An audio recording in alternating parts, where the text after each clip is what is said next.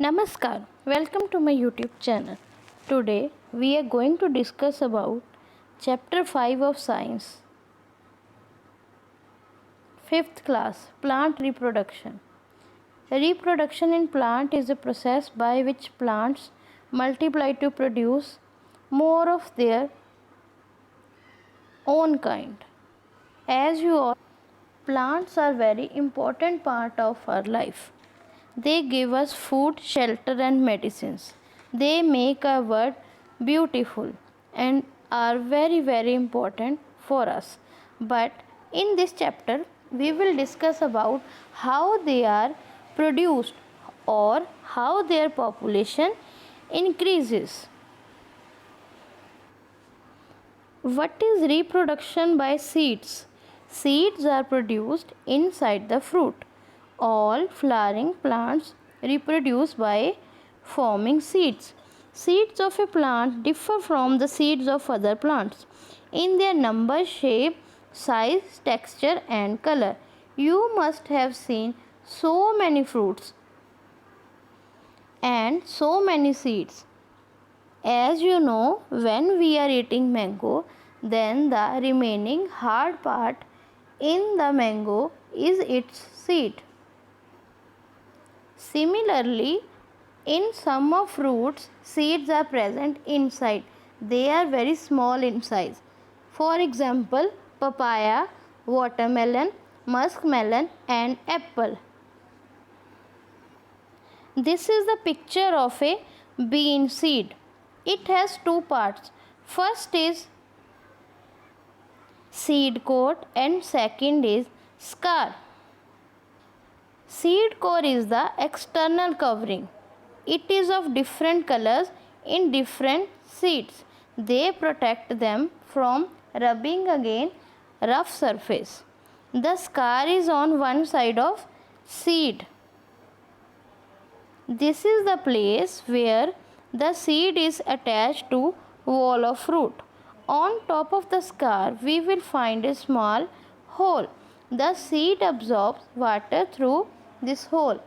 As you all drink water or juice with the help of straw, from this small hole the seed takes water. There are leafy structures in a seed. They are called seed leaves or cotyledons. Sometimes they store food for the baby plant and become fleshy. Similarly, food is stored for us for future. The baby plant inside it is called embryo. Embryo is present in cotyledon and the baby plant is present in the middle. The baby embryo, which is the baby plant, has two parts, baby root and baby shoot. The baby root grows downwards and develops into a root system. This part will grow into plant. Seeds like bean, rajma and pea have two cotyledons, while the seeds like wheat, maize have single cotyledon. They are called monocot seeds. So it depends upon different kind of seeds and also the shape of seed. Some seeds take almost 6 months to make a plant, while some will grow in few days. Next is germination of a seed. The growing of a new plant from a seed is called germination. Seed needs the right amount of water and warmth to grow and to germinate. The absence of any of the components will affect germination. For the growth of plants, the plants need water, air and warmth.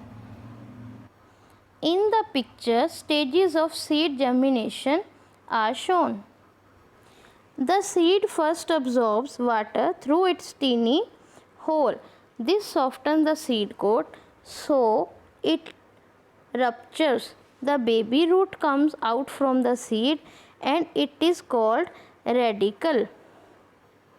Next step is it grows downwards Then a baby shoot comes out from the seed. It is called plumenate. It grows upward. In the next step, a very young plant will with a small root and a small shoot is called seeding. The growing seeding uses the food stored in the cotyledons for growth. After few days, green leaves start growing on the shoot. These leaves will make food by the process of photosynthesis. As you all know, with the help of sunlight, the leaves make their own food and grow. The cotyledons dry up and fall off as all the food in them is used up. The seeding then develop into a new plant. So, in the end, a new plant is formed. The process of developing a new plant differs from seed to seed and from plant to plant. Next is seed dispersal. The process of spreading seeds to different places is called seed dispersal. By seed dispersal, seeds get distributed widely and can reach new places. In this way, plants grow at four of places. You must have seen a tree of mango on a beach. First, we will surprise.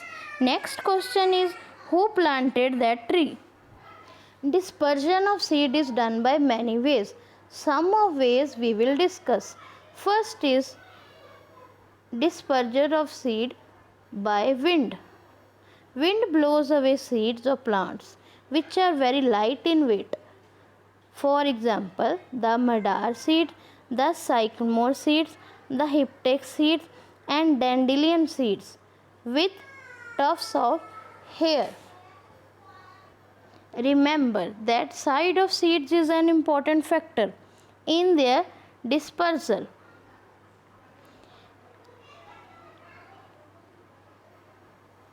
As you know, seed dispersal prevents competition among seedlings for sunlight, space, water and nutrients. We know that they are important for plants to grow. Next is dispersal of seeds by water. You know, water also acts as medium of dispersing for so many seeds. The seeds of plants which grow in rivers, oceans, ponds or near water bodies are dispersed by water. Most important example is lotus flower and coconuts. The fruits of such plants have special structures which help them to float to far off places carrying seeds in them. Next is dispersal of seeds by animals and humans. Animals and humans eat fruits and throw away their seeds. As example, squirrels collect nuts and bury them to use in winter. They often forget where they have buried the nuts, so the nuts grow into plants. Another examples are of seeds such as cockleber and tiger nail seeds have hooks that stick to the fur of animals or to the clothes of humans and get dispersed. Birds swallow some seeds which come out with their droppings. Also, while eating fruit, some seeds are left on the beaks of birds. They rub their beaks on barks of tree. As a result, on the stem of a tree, another tree is also grown. Next is dispersal of seeds by explosive method.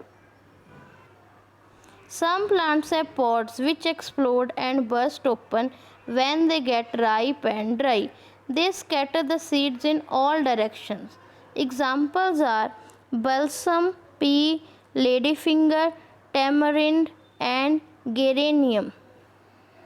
One example of dispersal by explosive method is tulsi or basil leaves used in our homes. When the plant is dried up, the seeds are dried and often carried out by explosive or by the wind. I hope you have understood the students. If you like my video, then please like, share and subscribe to my channel. Thank you. God bless you.